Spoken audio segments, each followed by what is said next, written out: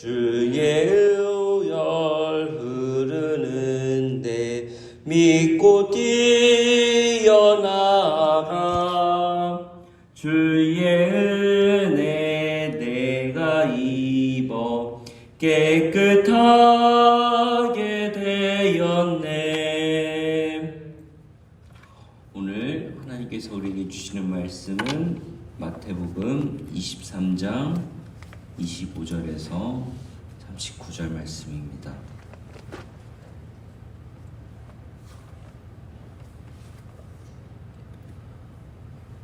같이 읽겠습니다. 화 있을진저 외식하는 서기관들과 바리새인들이여, 잔과 대접의 겉은 깨끗이 하되 그 안에는 탐욕과 방탕으로 가득하게 하는도다. 눈먼 바리새인이여, 너는 먼저 안을 깨끗이 하라. 그리하면 겉도 깨끗하리라. 화 있을진저 외식하는 서기관들과 바리새인들이여, 회칠한 무덤 같으니 겉으로는 아름답게 보이나 그 안에는 죽은 사람의 뼈와 모든 더러운 것이 가득하도다. 이와 같이 너희도 겉으로는 사람에게 옳게 보이되 안으로는 의식과 불법이 가득하도다. 화 있을진저 외식하는 서기관들과 바리새인이여, 너희는 서기관들의 무덤을 만들고 의인들의 비석을 꾸미며 이르되, 만일 우리가 조상 때 있었더라면 우리는 그들이 서기관과 피를 흘리는 데 참여하지 아니하였으리라 하니, 그러면 너희가 선지자들을 죽인 자의 자손임을 스스로 증명함이로다. 너희가 너희 조상들의 분량을 채우라. 뱀들아, 독사의 새끼들아, 너희가 어떻게 지옥의 판결을 피하겠느냐. 그러므로 내가 너희에게 선지자들과 지혜 있는 자들과 서기관들을 보내매, 너희가 그 중에서 더러는 죽이거나 십자가에 못 박고 그 중에서 더러는 너희 회당에서 채찍질하고 이 동네에서 저 동네로 따라다니며 박해하리라. 그러므로 의인 아벨의 피로부터 성전과 제단 사이에서 너희가 죽인 바가랴의 아들 사가랴의 피까지 땅 위에서 흘린 의로운 피가 다 너희에게 돌아가리라. 내가 진실로 너희에게 이르노니 이것이 다 이 세대에 돌아가리라. 예루살렘아, 예루살렘아, 선지자들을 죽이고 내게 파송된 자들을 돌로 치려 하여 암탉이 그 새끼를 날개 아래에 모음같이 내가 내 자녀를 모으려 한 일이 몇 번이더냐. 그러나 너희가 원하지 아니하였도다. 보라, 너희 집이 황폐하여 버려진 바 되리라. 내가 너희에게 이르노니 이제부터 너희를 찬송하리로다. 주의 이름으로 오시는 이여 할 때까지 나를 보지 못하리라 하시니라. 아멘. 오늘 말씀은 서기관들과 바리새인들을 향하여 예수님께서 화 있을진저라는 선언을 하시는 엄중한 말씀입니다. 오늘 나오진 않지만 이전의 말씀을 통하여서 7번이나 화 있을진저라는 비판을 통하여서 예수님이 보시기에 종교 지도자들과 교사들이 얼마나 죄악이 심각하다라고 하는 것을 깨우치고 하시는 말씀입니다. 이러한 경고는 여러 가지 면으로 지도자들의 영적 타락이 얼마나 위험한지를 보여주고 있습니다. 오늘 본문 이전에 13절부터 36절까지 7번이나 비판을 화 있을진저라고 하시는 것을 다시금 한번 정리해 보고자 합니다.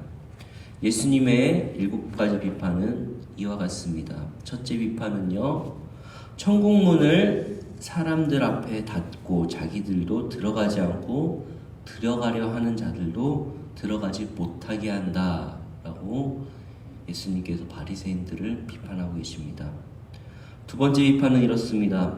화 있을진저 교인 한 사람을 얻기 위하여 바다와 육지를 두루 다니다가 생기면 그들보다 배나 더 지옥 자식이 되게 한다 라고 하면서, 그들이 전도를 하지만은 전도를 하고 나서 잘못된 가르침으로 더욱더 지옥 자식이 된다라고 이렇게 비판을 하고 계십니다. 세 번째 비판은 성전으로 맹세하면 아무 일 없거니와 성전의 금으로 맹세하면 지킬지라 하면서 이렇게 지적하시는 건데요. 제단의 맹세는 효력 있지 않지만은 제단 위에 있는 제물의 맹세는 효력이 있다고 하는 그 가르침을 바리새인들의 가르침을 지적하신 것입니다. 네 번째 비판은 이렇습니다. 화 있을진저 박하와 회양의 근처에 11조는 들이되 율법에 더 중요한 정의와 긍휼과 믿음은 버렸다라고 지적하십니다. 11조를 드리는 것은 매우 중요한 율법이지만 그보다 더 중요한 율법 준수의 기본인 하나님 사랑과 이웃 사랑, 그리고 정의, 긍휼, 믿음을 갖추는 것을 버렸다라는 것을 비판하시는 것입니다. 그리고 오늘의 본문의 시작은 예수님의 5번째 비판으로부터 시작하십니다. 23절입니다. 화 있을진저 외식하는 서기관들과 바리새인들아, 잔과 대접은 겉은 깨끗이 하되 그 안에는 탐욕과 방탕으로 가득하게 하는도다. 바리새인들과 서기관들은요, 그들 외적 정결을 유지하기 위해 심혈을 기울이고 겉으로는 보기에 완벽해 보이지만 그들 속에는, 그들 마음에는 탐욕과 방탕이 가득했습니다. 이것을 깨닫지 못하는 그들에게는 예수님은 눈먼 바리새인이라고 칭하면서 먼저 안을 깨끗이 하라, 그리하면 겉도 깨끗하리라 말씀하고 계십니다. 즉 마음의 정결 없이는 외적 정결은 의미가 없다라는 것입니다. 6번째 비판은 이렇습니다. 화 있을진저 외식하는 서기관들과 바리새인들이여 회칠한 무덤 같으니 겉으로는 아름답게 보이나 그 안에는 죽은 사람의 뼈와 모든 더러운 것이 가득하도다 라고 지적하십니다. 무덤의 회칠하는 것은 유대 장사 풍습인데 우리와 달리 그들은 동굴도 아닙니다. 그 흙을 파면은 우리 흙과 달리는 그 흙이 굳어서 동굴이 형성이 됩니다. 그리고 거기다 시체를 안장하고 거기다 돌을 안장해서 이렇게 한다는 것은 우리 성도님들도 다 아시는 내용입니다. 근데 무덤의 회치라는 것은 사람들이 실수로 장사된 지 7일 동안에서 그 무덤에 가까이 가서 불결하게 되는 것을 방지하기 위해서 무덤을 더 눈에 띄게, 이것은 곧 최근에 장사를 지낸 곳입니다 라고 무덤에 눈에 띄게 더욱더 회치를 해서, 덧칠을 해서 사람들이 그 정결법을 지키도록 그렇게 조심하라고 눈에 띄게 하기 위해서 한 방법인데, 예수님의 지적은 마치 바리새인과 서기관들이 이 회칠한 무덤처럼 사람들의 이목을 끌게 하기 위해서 사람들 보이는 앞에서만 의를 행하고 자신들의 의로움을 보이는 행위를 지적하신 것입니다. 겉으로는 옳게 보이고 굉장히 정결한 모습을 보이지만 내면에는 외식과 불법이 가득하고 영적으로는 죽은 자와 같다라는 것입니다. 즉 사람들 보기에는 옳게 보이지만 그 속에는 불법과 외식이 가득하다라는 말씀입니다. 마지막 7번째 비판은 이와 같습니다. 화 있을진저 서기관들과 바리새인들이여, 너희는 선지자들의 무덤을 만들고 의인들의 비석을 꾸미고 이르되 만일 우리가 조상 때 있었더라면 우리는 그들이 선지자들의 피를 흘리는데 참여하지 아니하였으리라 하니, 그러면 너희가 선지자를 죽인 자의 자손임을 스스로 증명함이로다. 이들은 이전에 있었던 선지자들과 무덤들을, 의인들의 무덤과 비석을 꾸미면서 마치 자신들이 의로운 자들인 것을 드러냅니다. 그리고 이렇게 말합니다. 우리가 조상 때 있었더라면 우리들은 그 의로운 선지자들을 죽이지 않았을 것이다 라고 말을 합니다. 그리고 자신들은 의롭다라고 포장합니다. 하지만 예수님은 너희는 그렇게 말하면서 오히려 너희 죄가 오히려 너희 조상들의 자손임을 증명한다라고 되려 지적하십니다. 여기서 나온 아벨과 스가랴까지 이르기까지 의인들의 박해했던 구약 이스라엘 백성들의 악행을 이어받아 이들은 현재에도 예수님을 거부하고 미래에도 예수님의 제자들을 박해할 것을 말씀하고 계십니다. 이곳에 나온 아벨과 스가랴까지는 아담적 인류 역사에 의로운 자가 박해받아 죽임당한 사건을 얘기합니다. 이곳에서 나오는 아벨은 창세기 4장에 나오는 아벨의 죽음을 말하고 있으며 바갈의 아들 사가랴의 피는 선지자 스가랴의 죽음을 말한 언급입니다. 스가랴가 성전에서 죽임을 당했다는 내용은 구약 성경에는 없지만 랍비 유대교 문헌에는 기록되어 있습니다. 예수님은 아벨과 스가랴 구약 역사의 의인으로 죽은 첫 번째와 마지막 사람들을 제시하면서 그 사이에 모든 의로운 피가 다 그들에게 돌아갈 것이라고 말하고 계십니다. 얼마나 많은 선지자들이 죽었습니까? 구약시대의 이 선지자들이. 성경에 나오는 대부분의 선지자들은 좋은 죽음을 맞지 못했습니다. 이사야도 톱에 썰려서 죽었고요. 예레미야도 그렇게 외치다가 돌에 끌려서 돌에 쳐 죽었다고 말하고 있습니다. 그리고 37절부터는 예수님이 하나님의 입장으로 심판을 선고하십니다. 예루살렘아 예루살렘아 선지자들을 죽이고 내게 파송된 자들을 돌로 치는 자여 암탉이 그 새끼를 날개 아래 모음같이 내가 내 자녀를 모으려 한 일이 몇 번이더냐. 그러나 너희가 원하지 아니하였도다. 구약시대 때부터 선지자들을 그렇게 많이 보내며 하나님께로부터 다시 돌아오라 라고 말했지만 유대인들은 계속하여 하나님의 말씀을 거부하고 보낸 이들을 돌로 쳤으며 암탉이 새끼를 날개 아래 모으는 것처럼 그렇게 모았지만 이스라엘 백성들은 하나님을 거부했다라고 말씀하고 계십니다.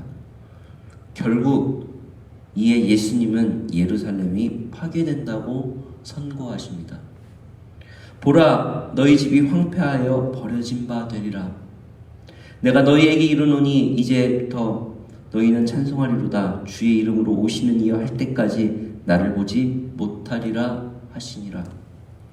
하나님의 심판을 내려 예루살렘 성전을 파괴할 것이지만 궁극적으로 심판은 예수님이 죽으시고 부활하신 후 승천하신 후에 하늘 보좌에서 통치하시다가 나중에 돌아오실 때 이루어질 것을 말씀하고 계십니다.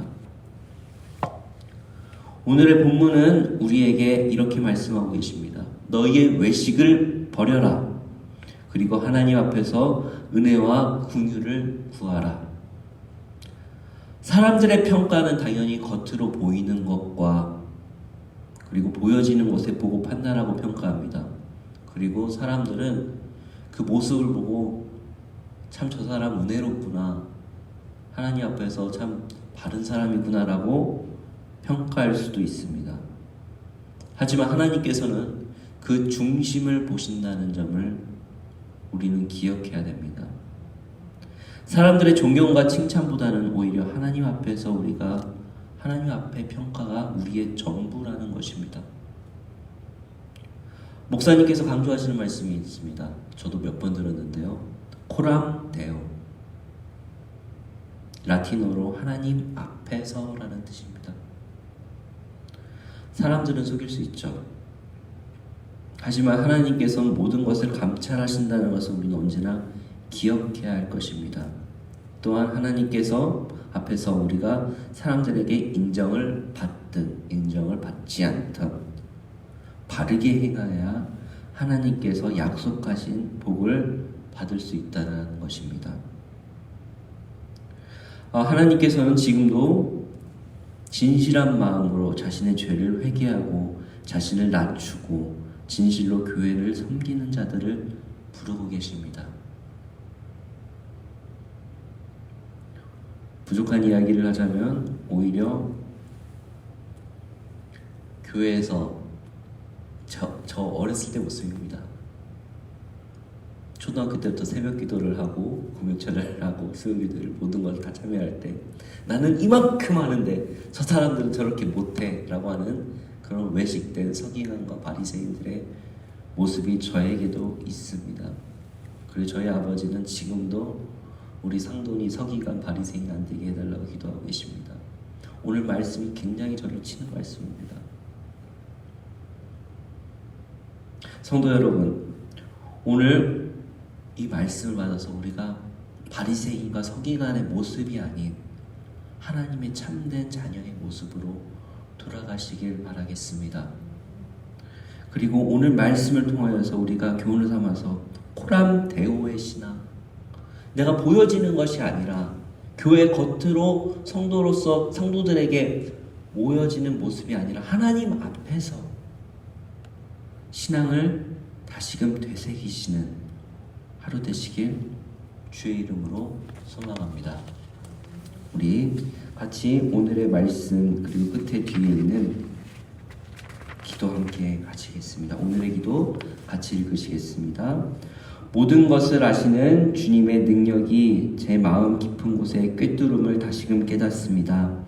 사람의 시선과 인정에 목말라 겉모습과 치장하는 위선을 버리고 속사람을 정결하게 하는데 힘을 쏟게 하소서. 주님의 임재와 사랑 안에서 인생이 늘 새로워지게 하소서. 아멘. 기도하시겠습니다. 하나님 감사합니다. 언제나 우리가 하나님 앞에서 정결하게 살아야 되지만 우리의 나약함 때문에 인정받고 싶어서 또 높은 곳에 가고 싶어서 하나님 앞에서 잘못된 행동과 하나님께서 보시기에 악한 행동을 사람들에게 하지 않았나 우리의 마음을 회개합니다. 하나님, 우리의 마음을 살피시사 우리의 죄를 용서하여 주시옵소서. 또한 하나님, 우리는 하나님의 자녀로서 하나님 앞에서 보이든 보이지 않든 코람데오의 신앙으로 나아가고자 합니다. 우리의 마음을 받으시고 하나님, 오늘 하루도 더욱더 하나님의 자녀로 정결하게 살아갈 수 있도록 도와주시옵소서.